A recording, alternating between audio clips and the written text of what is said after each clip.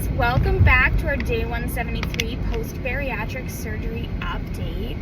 So I don't have a weight update for you guys, but we are going to talk about carbonation and booze and all those good things, and basically, you know, having to give them up. Okay, so when you're on this journey, like at least where I'm from here in Manitoba, Canada, part of our program is that you have to be willing to give up carbonated beverages lifelong. Now, from my understanding of this, the reason being it has to do with the carbonation and how that will affect your stomach. Now, whether it's like the acidity factor of it, because the acidity is too hard on your stomach, I'm not 100% sure. There's a lot of different like things out there about it, and I honestly just really haven't asked.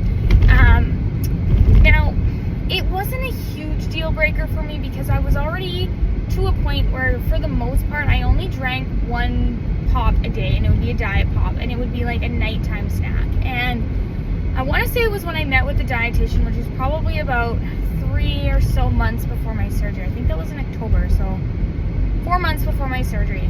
And they said, like, I get that you're only having one a day, and then I would maybe have one if I went to a restaurant, but they're like, I would probably just nip it now because it might be harder the closer you get. And it made sense. So, I mean, I pretty much stopped in October, and I haven't looked back, and I don't miss it.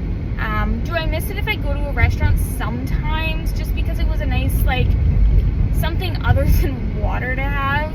And there's really not a lot to drink at a restaurant because almost everything is carbonated or alcohol or water, right? So that's tricky, but I'm getting used to it.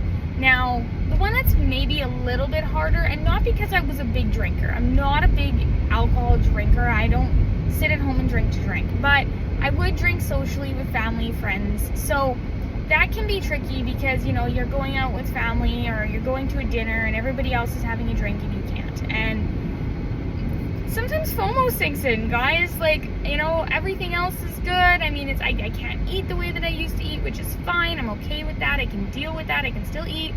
But now I can't have a drink either. And that's not lifelong. That is only, you know, at least a year post-op that they recommend. So it's not forever, and that's the way that I'm looking at that. Like, it's not like I'm not going to be able to do this forever. Will I be able to have things with carbonation? No. But there are options out there. So that's how I keep my frame of mind. But it's not easy. So I just wanted to share that with you guys. I hope, you know, that helps answer some questions. Like and follow and subscribe, and we'll be back tomorrow. Bye, guys.